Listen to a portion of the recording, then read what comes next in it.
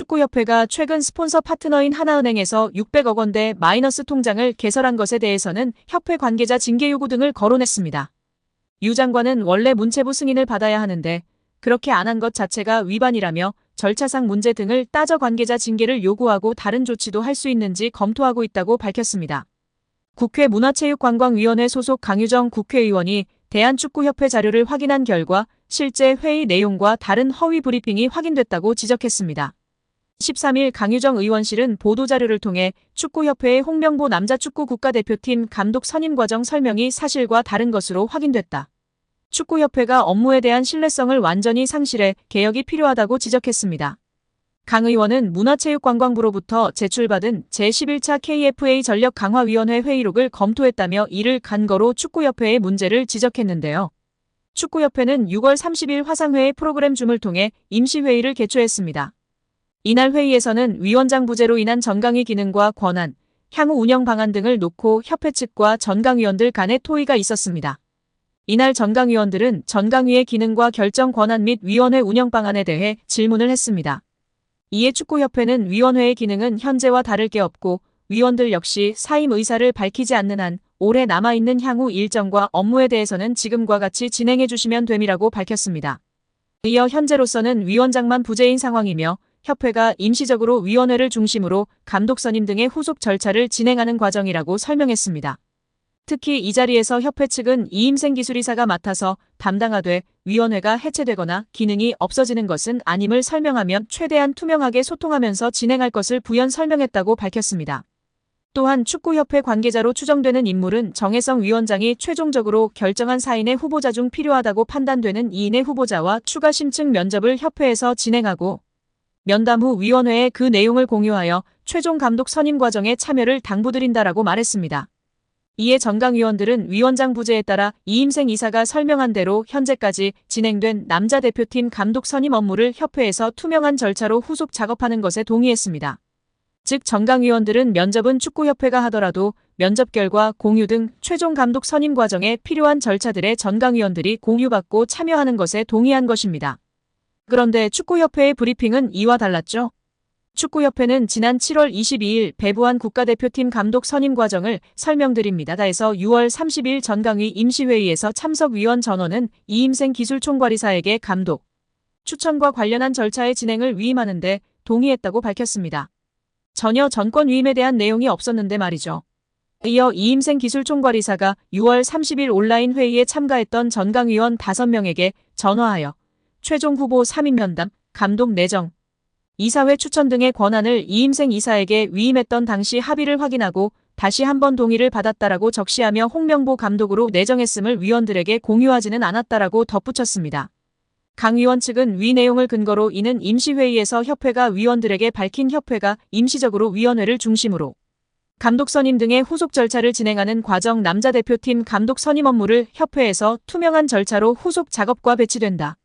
즉 축구협회가 전강위원뿐 아니라 축구팬, 국민들을 상대로 감독 선임 과정에서 허위 브리핑을 한 것이라고 했습니다. 강 의원은 축구협회가 온 세상을 상대로 감독 선임 과정에 대해 거짓 브리핑을 했다라며 축구협회의 홍명보 감독 선임은 공정하고 투명한 절차가 아니라 밀실에서 불투명하게 진행됐다라고 지적했습니다. 이어 축구협회 집행부는 여러 차례의 실정과 거짓말로 신뢰를 저버린 만큼 사퇴해야 한다라고 비판했습니다. 한 스포츠 에이전시 대표가 대한축구협회의 감독 선임 과정에 대한 불공정을 폭로하고 나서며 화제입니다. 자신을 JP스포츠그룹 대표이사로 소개한 전 피에트로는 19일 자신의 SNS인 인스타그램을 통해 대한민국 국민 여러분들에게 한국 남자국가대표팀 감독 선임 과정에 관한 진실을 밝힌다며 저는 금전적인 이득이나 수수료, 어떠한 부분의 이익도 바라지 않고 대한민국 축구의 보탬이 되고 싶었다고 밝혔습니다. 이어 전 대표는 세간에 화제가 됐던 에르베 르나르 감독은 축구협회의 응답을 마지막 순간까지 인내심을 갖고 기다렸다며 그러나 협회의 무례한 처리 방식에 깊은 충격을 받았으며 결국 제가 르나르 감독에게 사과할 수밖에 없는 불편한 상황이 벌어졌다고 덧붙였습니다. 르나르 감독은 2012년 잠비아, 2015년 코르디부아르 감독을 맡아 두 차례 아프리카 네이션스컵 우승을 차지한 명장인데요. 사우디아라비아를 2022 카타르 월드컵 본선으로 이끈 그는 조별리그 C조 1차전에서 리오넬 메시가 이끄는 우승팀 아르헨티나를 2대1로 꺾는 파란을 일으키기도 했습니다. 2024년 파리올림픽을 끝으로 프랑스 축구협회와 계약이 만료되는 르나르 감독은 차기 한국 대표팀 사령탑 후보로 거론된 바 있습니다. 전 대표는 이번 입장에서 출국 전 이미 짜인 대본처럼 홍명보 감독의 선임이 결정됐고, 이에 대한 협회의 불투명한 행정 절차는 너무나도 실망스러웠다며 유로, 스페인 우승을 거둔 루이스 데라 푸엔테 감독 등의 만남을 위해 이임생 대한축구협회 기술발전위원장에게도 제안했지만 답변조차 받지 못했다고 토로했습니다. 전 대표는 유로 국가대표를 우승한 감독이 9억 원을 받는데 홍명보 감독이 그보다 더 큰 금액을 받는 이상한 상황이 결국 벌어졌다며 공식 채널로 리스트를 요청했음에도 불구하고 무시하는 거만한 태도. 선임을 먼저 정해놓고 나서 리스트를 요청했음에도 통보하지 않는 이상한 행정. 대한축구협회는 두려움을 조장하는 곳인 것 같다고도 적었습니다.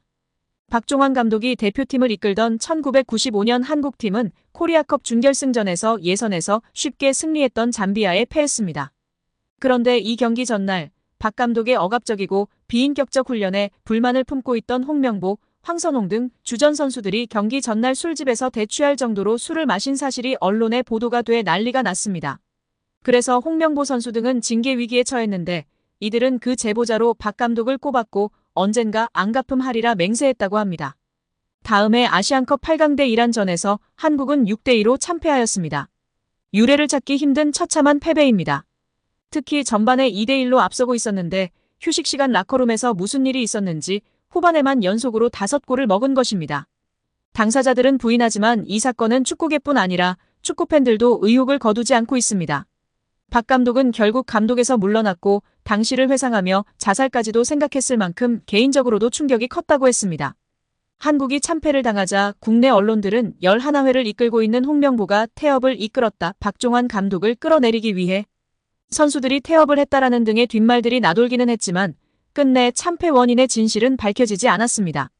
당시 한 언론은 홍명보 선수가 과학적이고 체계적으로 지도하는 감독을 원한다며 스파르타식 훈련을 고집하는 박종환 감독에게 노골적인 반기를 들었지만 누구보다도 체계적으로 지도했던 아나톨리 비쇼베츠 전 감독에게도 노골적인 불만을 터뜨렸다고 전했습니다. 조중현 당시 KBS 해설위원조차 홍명보가 선수로서의 본분을 망각한 것 같다. 옛날에는 감독의 그림자도 밟지 않았는데 어쩌다 이 지경이 됐는지 모르겠다고 개탄했다고 합니다. 안정환은 18일 자신의 유튜브 채널에 김남일, 김영광, 조원희와 함께 출연, 자신이 국가대표로 활약했던 20년 전 상황에 대해 폭로하며 화제입니다. 안정환은 당시 조 본프레레 감독의 커리어가 다른 감독보다 떨어진다는 사람들이 있었다. 그들은 어떻게든 본프레레 감독을 자르고 자신이 감독 자리에 앉으려 했다며 KFA 내부에서 감독을 향한 영향력이 있음을 시사했습니다. 함께 국가대표로 활약했던 김남일 역시 당시 뛰던 선수들은 감독이 2명인 것 같은 느낌을 받았다며 의미심장하게 덧붙였습니다.